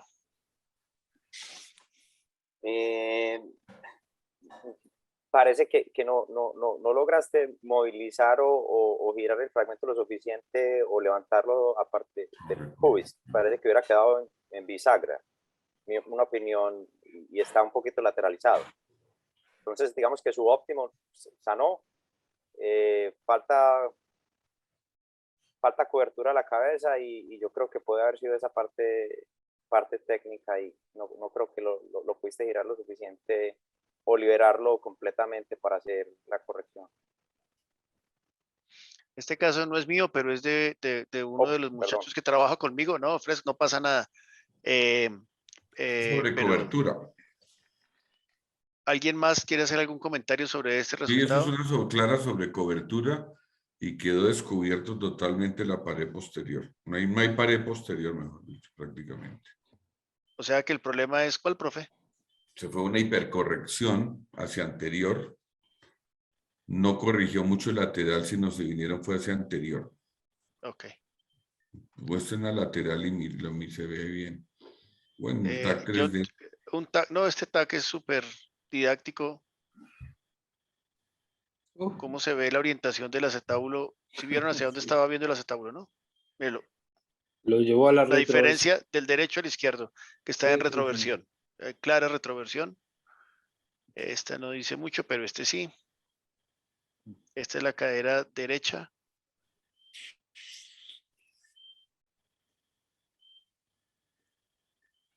Por eso hay que hacer por eso hay que hacer la técnica Pérez, porque uno se orienta para dónde tiene que ir la orientación de la cadera.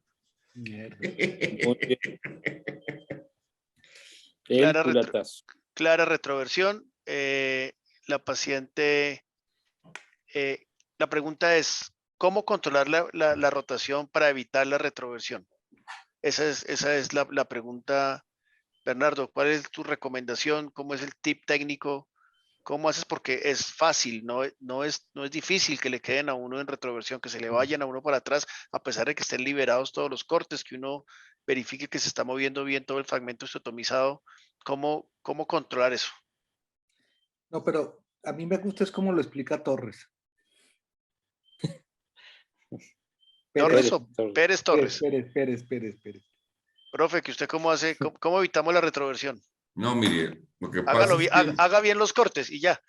Exacto, porque lo que dijo el doctor Pulido es cierto, hace la bisagra porque el corte, cuando uno hace los cortes, pero si queda fijo el isquion, el corte isquiático, que es frecuente que quede con una de las paredes, con una cortical fija, entonces usted ve que se le mueve.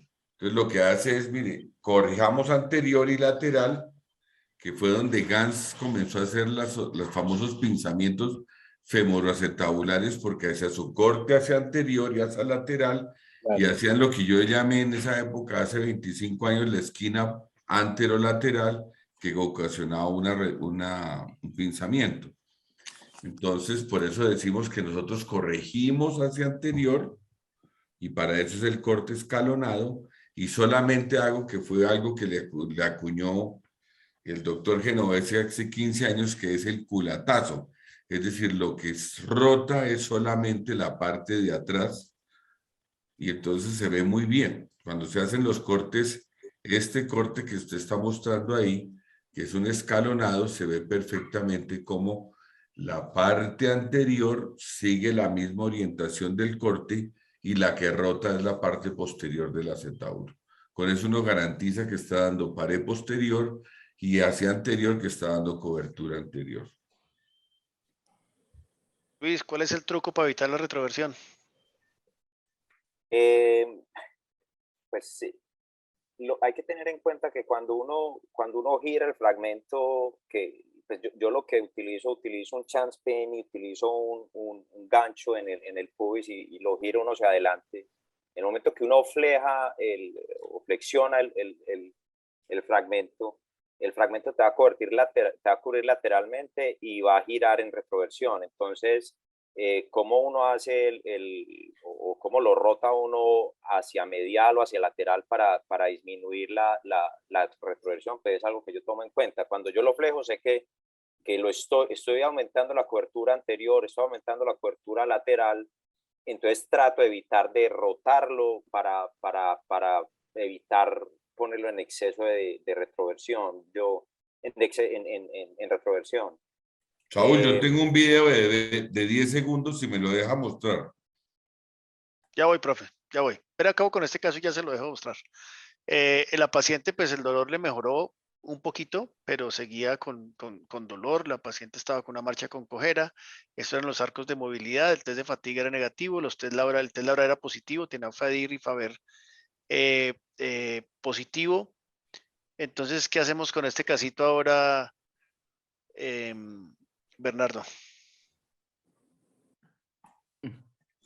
Pues hay que revisarlo como si fuera una retroversión, ¿ya? Y ahí el secreto, como dice Javier, es los cortes, ¿ya? Para hacer la retroversión, si vos haces un corte muy alto, te cuesta mucho trabajo, tenés que hacer un corte más bajo.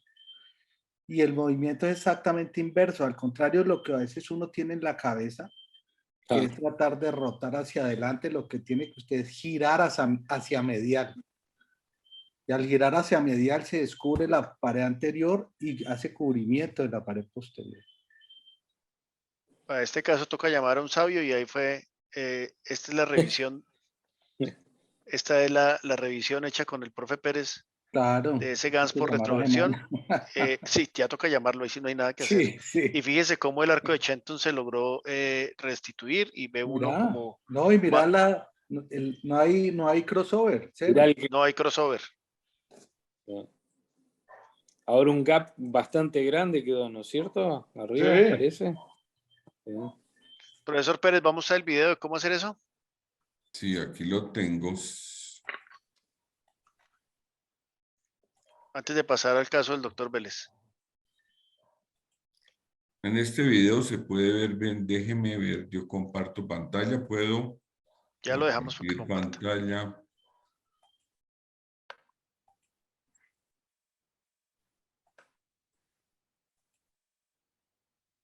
Entonces, esa es la rotación hacia, en este caso estamos haciendo reversa, pero es para mostrarles cómo es la corrección si fuera para displasia, que es hacia anterior, el chapstick está hacia anterior y rota solamente sale la parte posterior, y cuando se hace para reversa, que es el mismo corte se hace para reversa.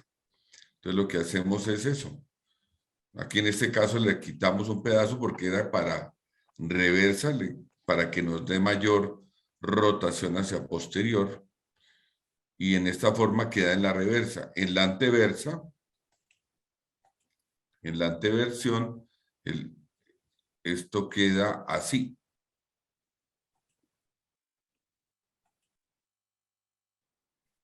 Observen cómo con estos cortes así usted tiene ya sin ningún tipo de fijación se hace una estabilización del acetábulo, que eso es lo que vemos en esto.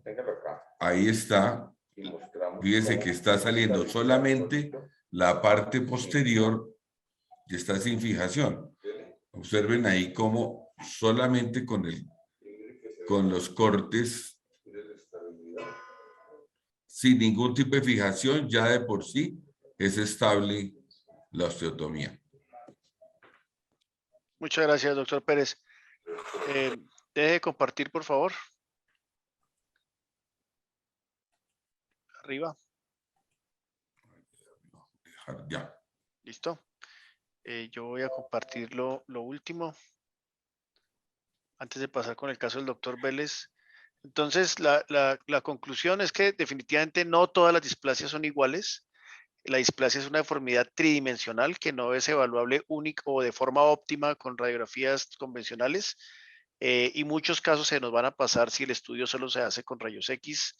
Si solo usamos rayos X, vamos a ver más displasia limítrofe y no vamos a abarcar todo el espectro de posibilidades. Y como ustedes vieron, muchas veces es una patología, y estábamos hablando con expertos y ustedes los ven dudando todo el tiempo, es una patología muy compleja que no acabamos de entender al 100%. La osteotomía periacetabular es el tratamiento indicado para la displasia sintomática, independiente de la magnitud de esta. Y la artroscopia de cadera como tratamiento único o definitivo no está indicada en la displasia de la cadera. La artroscopia puede ser un ayudante para el tratamiento de la patología intraarticular de la displasia. Y podría estar indicada en caderas limítrofes sin inestabilidad, pero hay que estar absolutamente seguros de que no hay inestabilidad. Profesor Vélez, su casito, a ver qué hacemos. Ya puedes compartir pantalla. Este es un caso que está sin resolver, ¿cierto, Mario? Totalmente. Listo. Creo que no lo resolveré nunca porque fue mal. No nos dé tanto ánimo. Bueno, les cuento. Esta es la radiografía. Esta es una paciente de 29 años. La vi hace 3 años con un dolor en cadera derecha. Tiene estas radiografías, tiene el falso perfil y tiene esa AP de pelvis. Me la remitieron pensando en una paciente para hacerle una osteotomía, para hacerle precisamente un GANS. Y fuera de la radiografía tiene una resonancia. La resonancia solamente demostraba una ruptura del labrum. Con estas radiografías, no tengo los estudios iniciales, la paciente no me los pudo hacer llegar, solamente tengo estas 2 radiografías que eran las que yo tenía.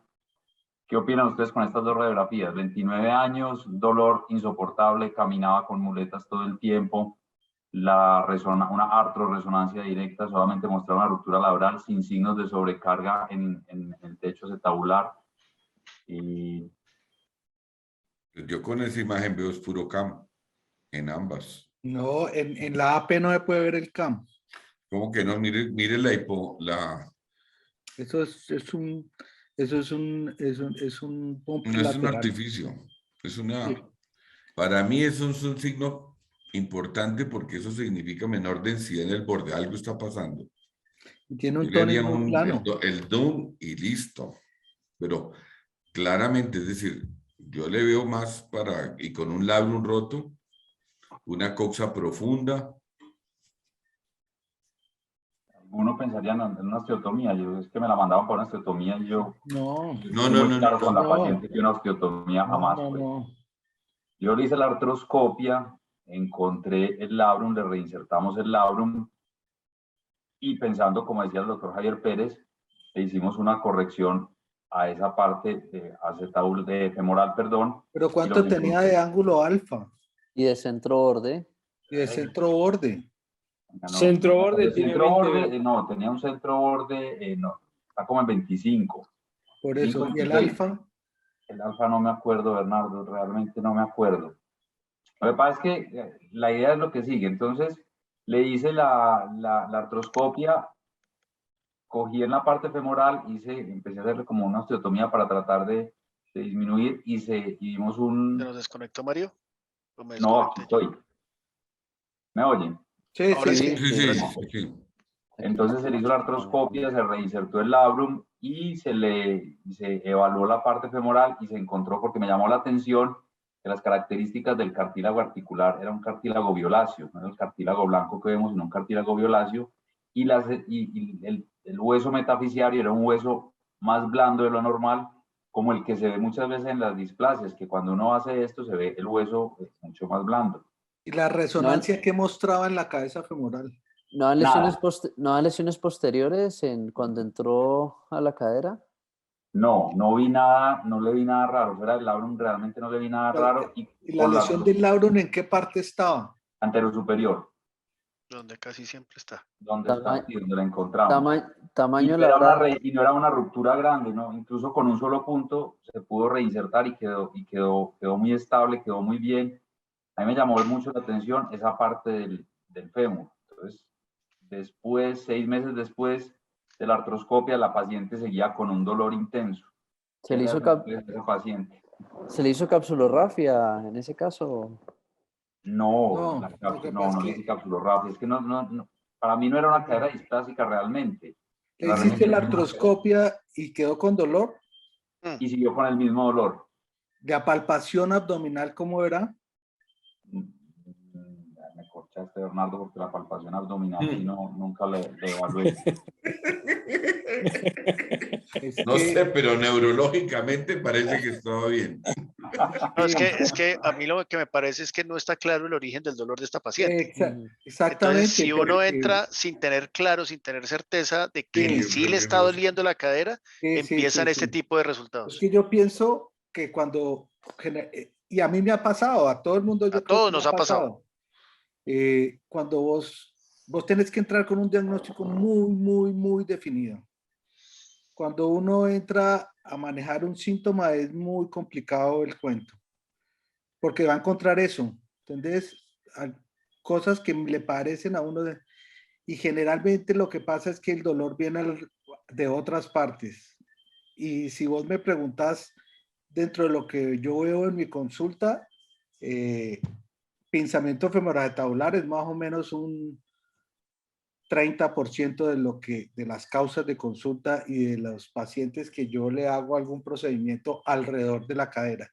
Y te decía de la palpación abdominal porque hasta con Javier la otra vez nos pasó que uno de los nervios usan descaderados. Uno de los nervios sensitivos alrededor de la cadera, que se lo pongo a cualquiera que le puede confundir a uno el diagnóstico, y era un atrapamiento de un nervio, de uno de los 4 nervios que dan la sensibilidad alrededor de la cadera y que te pueden dar un FADIR positivo.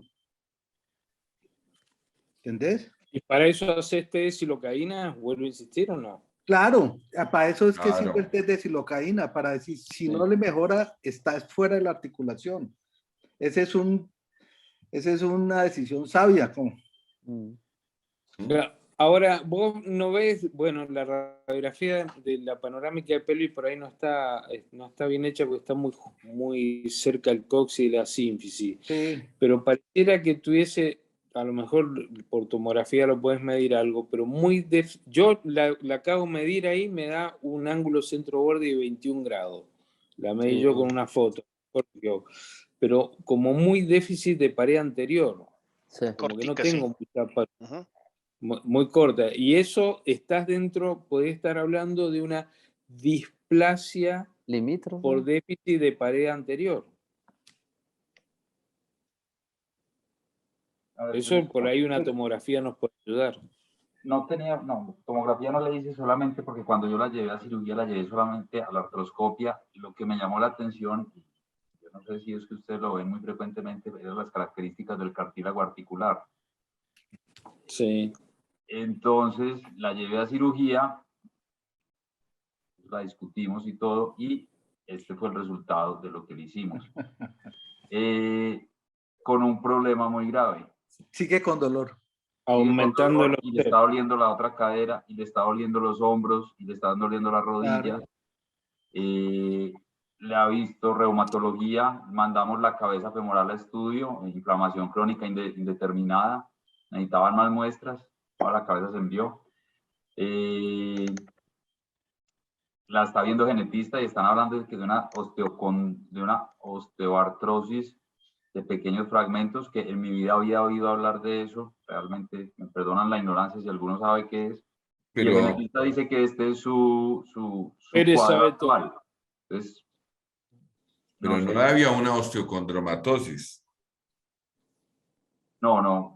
Una osteoartrosis de pequeños fragmentos. La describió el genetista. La ha visto endocrinólogo, inmunólogo, reumatólogo, internista, todo el mundo. Sigue con dolor, ya le está doliendo la otra cadera. ¿Qué le hacemos a la otra cadera? Pues lógico. Nada. Y Nada. sigue con nada. Nada. ¿Y el abdomen cómo sigue? Bueno, la otra cosa es que sí puede ser un trastorno inflamatorio que todavía no tiene marcadores. Sí, claro, que no tiene Eso nombre, es- no tiene que es muy- apellido todavía, Que pero no es tiene apellido inflamatorio. todavía, pero ahora ya Claro. armando la película completa, Mario, probablemente esa paciente sí tiene un trastorno inflamatorio de base articular reumático, pues, Claro. porque esas características del cartílago reblandecido, rojo o violáceo son de enfermedad inflamatoria que probablemente el reumatólogo todavía no le ha puesto apellido, pero claramente lo que tiene es eso. Antecedente de chikungunya. Y obviamente hay que dejarla quieta. No, en serio, antecedente de chikungunya. Es más frecuente el chikungunya en pequeñas articulaciones, pequeñas y medianas, pero está descrito en cadera como reacción inflamatoria crónica. Y es una cosa loca. Es que la paciente hoy en día todavía tiene la duda de si con la osteotomía hubiera mejorado. Y obviamente... No. Se hubiera empeorado. No. Se hubiera... No, ahí sí te hubieras metido en la... No, en la hijo de madre, porque además después para hacer el reemplazo, no, eso ha sido un desastre. Sí. Eso sí habrá sido un desastre. Entonces, conclusión, quietos. Sí. La bendición, Mario. Es que mientras no tenga un diagnóstico es muy tenaz uno ofrecer cosas. De acuerdo. De acuerdo. Bueno, pues si no hay más De comentarios, pronto doctor con Palacio. un tallo corto te va mejor ahí en esa cosa. Ya empezó. Doctor Pulido, muchas gracias.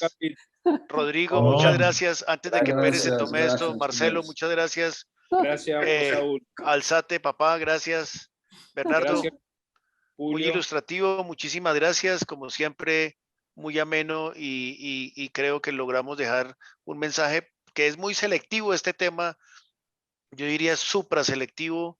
No a todo el mundo le gusta, pero creo que de la forma que lo llevamos pudimos dejar algún mensaje. Doctor Palacio, le entrego la batuta así como usted me la entregó al comienzo. Muchísimas gracias, profe. No, doctor Martínez, muchísimas gracias a usted por haber aceptado y a todos los panelistas. De verdad que un agradecimiento. Y pues creo que sí, se logró el objetivo. Creo que los mensajes han sido bastante claros y pues algo no fácil de manejar en muchos momentos, pero creo que las recomendaciones han sido claras: tener un diagnóstico, saber cuándo se pide una cosa, saber cuándo se hace otra, en qué momento hay que parar. Yo creo que todo ha sido de verdad lo que se pidió, creo que se logró. A todos muchísimas gracias y pues nos veremos en noviembre con algún otro tema que vamos a ver qué hacemos. Muchas gracias, Julio. Gracias, muchas gracias. Julio. Gracias. Feliz noche. Feliz noche a todos. Chao, Javier. Buenas noches. Gracias, feliz noche para todos. Buenas noches para el auditorio. Gracias, Saúl. Chao, Saúl. A ti, Marcelo, Chao, gracias. Rodrigo. Bernie, Chao, gracias. Mario. Luis. Chao, Bernardo. Chao, Bernardo. Marcelo. Tomarle la ecografía Chao, de abdomen. A usted le pasó, Pérez, a usted le pasó. A Pérez le ha pasado de todo. Todo. ¿Qué no le ha pasado a Pérez? Sí, esa paciente me acuerdo. ¿Qué? ¿Y qué era? Era una Cutáneo femoral compresión. lateral. Ella utilizaba alguna faja o alguna cosa y así hizo una compresión. Y eso se veía en una época, yo creo que más de una paciente con pantalón descaderado de cuando Usted se le hizo utilizaban en ganso. su época, le hicimos Usted le hizo ganso. osteotomía. Usted le hizo ganso a los descaderados, estoy seguro. Y ya después no Era tenía por donde eso, yo cargar creo el que pantalón. Varios ganses fueron con eso. Sí. Claro, porque ahí le hacían la neurectomía, güey. Claro. Bueno, un abrazo. Ya no hablé tanta Bueno, carreta que todavía estamos Rodrigo, conectados. chao. Rodrigo, gracias. Mario. Mario. Marcelo, Julio. Mario, Ricardo, chao. Listo, gracias. Chao, Chao, Bernardito.